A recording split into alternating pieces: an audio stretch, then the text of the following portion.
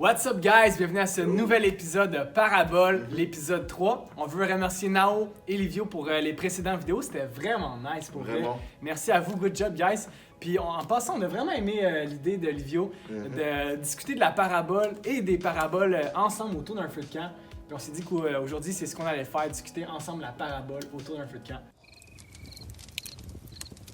Puis aujourd'hui, on parle d'une parabole qui me touche particulièrement. Elle s'appelle la parabole du serviteur impitoyable. Yes. En gros, je vous la fais un résumé en version 2020. Yeah. En gros, c'est un roi qui va à un moment donné, qui appelle toutes les personnes qui lui doivent de l'argent. Okay. Et à un moment donné, il y a une personne qui lui doit énormément d'argent, 60 millions de pièces d'argent. Okay, ça fait quand même un sacré montant. Okay, je pense que toi et moi, on n'aura jamais ça dans la vie. Mais en tout cas, 60 millions de pièces d'argent qu'il lui doit. La personne arrive face à lui et lui dit écoute, j'ai pas de quoi te rembourser, tout ça. Puis là, il joue un peu la carte de la victime. C'est comme quand nos parents reçoivent nos bulletins scolaires, en tout cas moi, on joue la carte de la victime pour avoir un peu de grâce auprès d'eux. Donc lui, il fait sa victime, tout ça. Puis le roi, il est fin.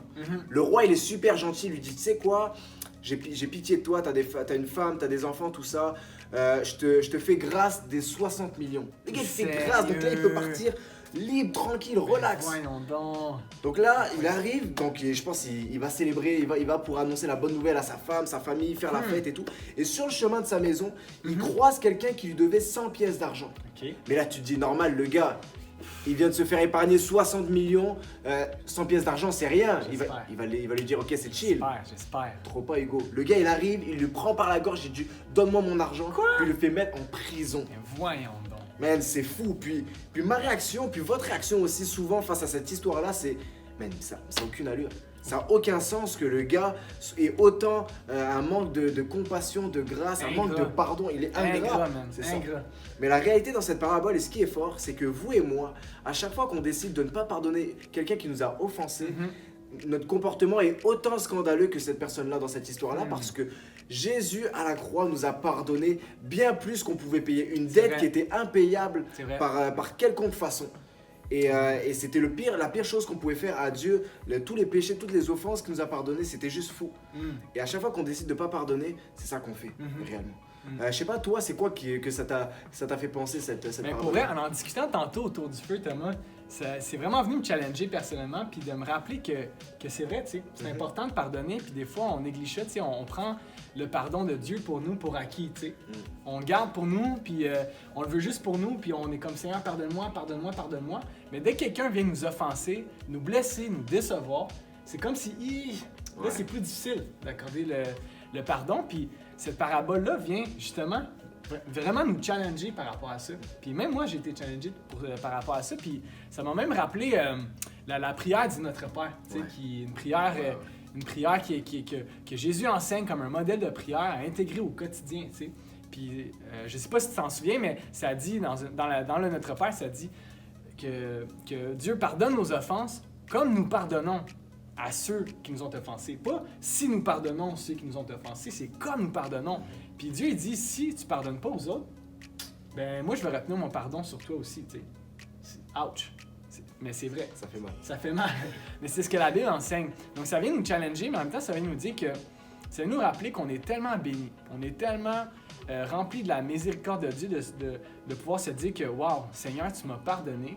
Et en échange, moi aussi, je veux pardonner les autres. Ce trésor-là que j'ai, qui est le pardon de Dieu, c'est un trésor qui est tellement grand que je peux pas le garder juste pour moi. Il faut que je le partage, tu sais. Comme un peu cette parabole-là, tu sais, le gars, tu dis, man, il est dommage ingrat, pis tout. Puis, mais ce que j'aime beaucoup, c'est le début de la parabole, Thomas. Tu sais, la question de Pierre, qui est vraiment honnête, vraiment humain, là, super comme terre à terre. Il dit, Seigneur Jésus, jusqu'à combien de fois faut que je pardonne?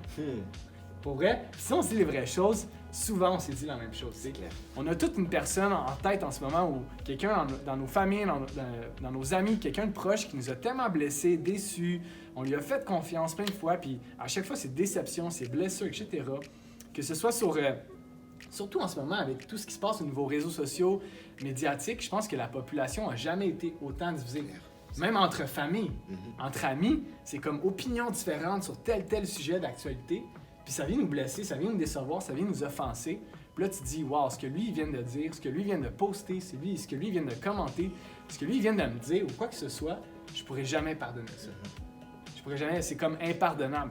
Mais Dieu, il dit, attends, souviens-toi combien de fois moi je t'ai pardonné. Il dit jusqu'à 77 fois, 7 fois, Pierre, tu dois pardonner. En gros, c'est un chiffre symbolique pour dire jusqu'à l'infini. Comme moi, jusqu'à l'infini, je vais te pardonner. Amen, on est content de savoir ça. C'est clair. Parce que la question, on peut la poser à l'inverse, de se dire, Seigneur, jusqu'à combien de fois tu vas me pardonner? Et Dieu te répond, ben, jusqu'à l'infini. Mais tu es prêt à accorder ce pardon-là pour les autres aussi, tu sais.